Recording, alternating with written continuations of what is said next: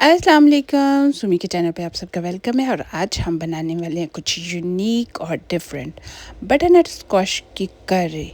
तो आपने ऑलवेज़ देखा होगा कि ये जो हमारी सब्ज़ी है ये हमेशा एक सूप के लिए, यूरोप में ख़ास तौर पे सूप के लिए या इस तरह के कामों के लिए यूज़ होती है। और बहुत सख्त होता है इसका ऊपर से जो है ना छिलका, और बहुत मुश्किल सी होती है। लेकिन ये नहीं पता कि ये जब फ्रेश ग्रीन ग्रीन होती है तो इतनी मज़े की होती है, और इतनी अच्छी इसकी करी और बहुत सारी चीज़ें भी और बनती है। तो ये हमने तोड़ लाए हैं, और ये देखिए कितनी आसानी से इसको छीलना भी आसान है, इसको काटना भी आसान है, कोई हार्ड नहीं है। तो बड़े मज़े से हमने आसानी से इसको काट लिया। तो इसकी अब हम करी बनाएंगे। पहले हमने इसको अच्छी तरह से छील लिया, छीलने के बाद वॉश कर लिया। वॉश करने के बाद अब हम इसके पीसीस काटेंगे जितने बड़े हमें चाहिए करी के लिए ना। तो मैं भी कभी नहीं सोच सकती थी कि ये जो है ना इसको मैं किसी और तरीके से पका सकती हूँ, क्योंकि मैंने पहले पौधे पे इस तरह की देखी नहीं थी, मार्केट में ही देखी थी। तो इसलिए मुझे लग रहा था कि वो पता नहीं इसी तरह की होती है। लेकिन जब मैंने घर में उगाई और इतनी नाइस सी हुई, तो जब मैंने पकाई तो आप बिलीव नहीं कर सकते कि कितनी मज़े की बनी थी। यहाँ हमने ऑल पर्पस सॉस डाली है, जिसकी रेसिपी आपको डिस्क्रिप्शन में भी मिल जाएगी और मेरे चैनल पे भी मिल जाएगी।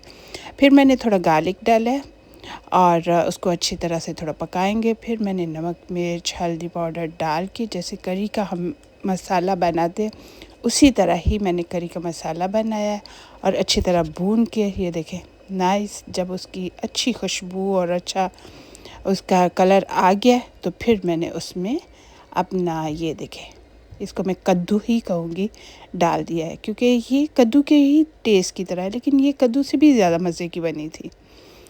तो इसको मैं डाल दूँगी। और ये गल भी बहुत जल्दी गई थी, ये नहीं है कि इसने टाइम लिया है, बहुत अच्छे टाइम में ये गल भी गई थी।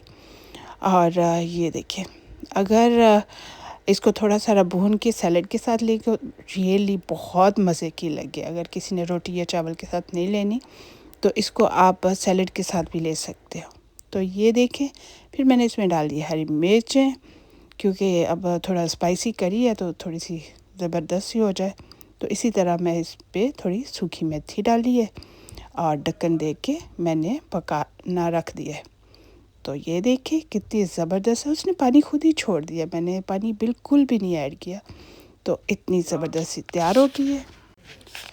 तो ये लें जी, बहुत ज़बरदस्त हमारी बटरनट स्क्वैश करी बन गई है। तो चलिए अब आप भी बनाएं और मुझे ज़रूर बताएं कि आपको ये रेसिपी कैसी लगी। चैनल को लाइक, सब्सक्राइब और शेयर ज़रूर कीजिएगा। इसको चावलों के साथ ले, रोटी, पराठे, किसी के साथ बहुत मज़ा आएगा। अल्लाह।